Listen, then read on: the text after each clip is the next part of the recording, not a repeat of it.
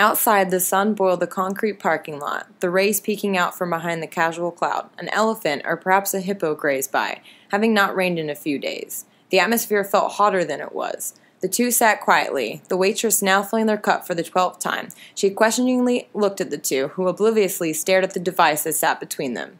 Even as she left the table, the two sat silently, not absent-mindedly in the least. They were delegating, mentally straining under all things to fully comprehend the incomprehensible situation that has now been presented, not just to one, but the other as well.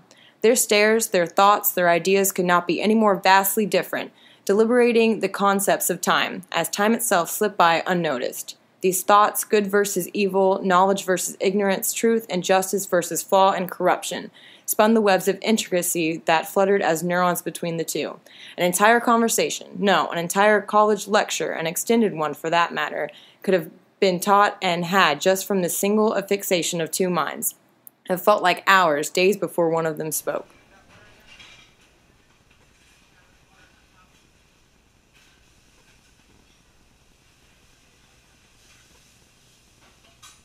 The man was Lapis Lazuli, a scruffy-bearded man, older than his counterpart, wiser in a sense, years put on him by travels, and not the travels that usually condemns a man of business.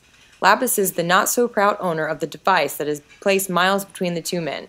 He has spent the last 2 hours of coffee time discussing the common human acknowledgement of the three basic dimensions, and how time counts itself as the fourth dimension, how time cannot exist without space, and therefore space cannot exist without time. These two things exist within one universe. Separating these two devices' existence means breaking the fourth dimension, ripping a hole in the space and time continuum, and therefore allowing one to traverse along the two, bringing oneself to a different place in time, or a different universe altogether, or both, all this achievable through the device in question.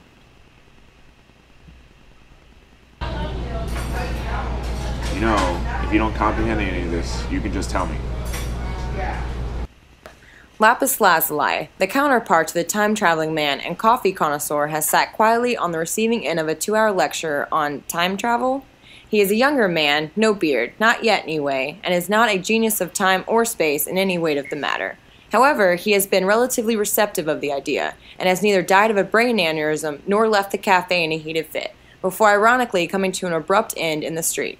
However, Lapis, like you and I, has no idea what this man is talking about. No, I get it.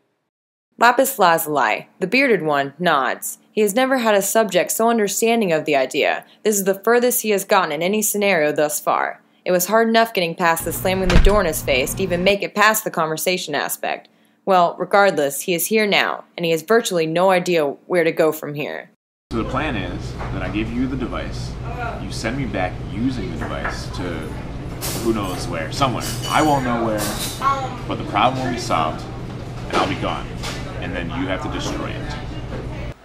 Why destroy it? Let me tell you from experience, the events that come from this device are not ones you'd like to experience. Judging the true weight of this realization of everything this bearded man is talking about, time travel and dimensions, the fourth or fifth, and breaking apart space and time, continuums being ripped apart and separated, allowing a person to travel, to walk along these paths of existing ideas in a physical embodiment, that being allowed to be anywhere, anytime, at the same time, or in different times and different futures, or storylines, or even existing in separate universes, or in the same universe as himself. I'll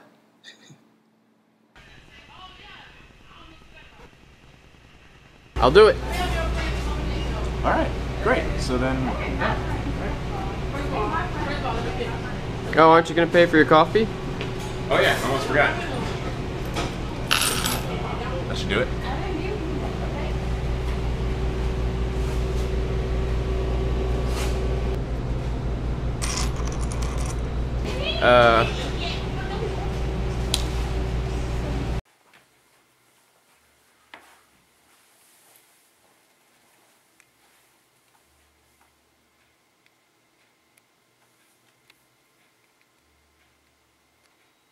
Lapis Lazuli picked up the device, examining it, not fully understanding how the device works. The bearded man, clasping the device as if he was remorseful for letting it go, but knowing full well the atrocities of its true intentions, understood perfectly well of its inner workings, and of its deeper inner workings.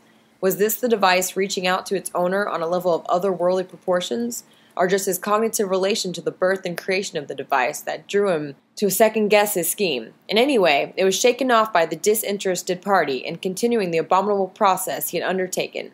Had it not been for the appetite to keep on living, if for nothing else than to use his horrors in life to benefit educationally, then he had offed himself in some other universe. This conclusion, however, would have left the device unguarded in someone else's hands, or feasibly stomped on by a dinosaur. That would have proven a perfectly acceptable ending. Or swallowed by a dragon in some other universe, conceivably donated to some scholarly aliens who would recognize the true potential of the device and have it sealed away. Alas, these are the outcomes that would come to another lapis lazuli. Perhaps their story will come to a much happier conclusion. By sheer happenstance, or perhaps not, the device allowed for no such ending, and that is how it has brought us here, now and in this place and time.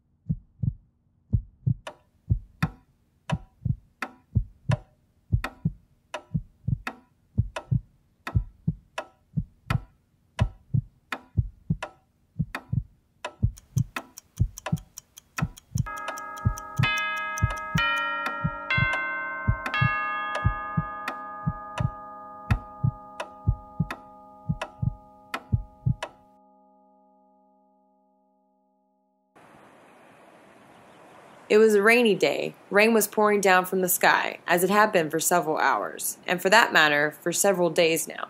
Puddles reflecting your own image back at you flooded the streets. The amount of rain gave an ominous Armageddon atmosphere, as if to wash the planet itself away.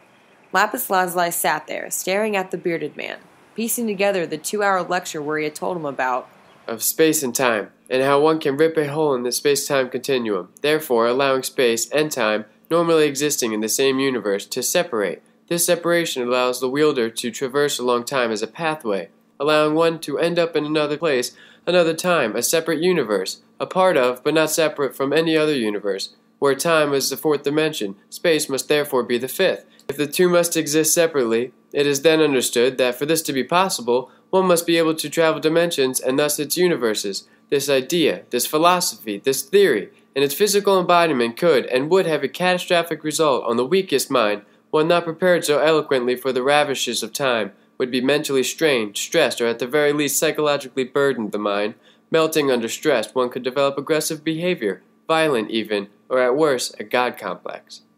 You know, if you don't comprehend any of this, you can just tell me. No, I get it.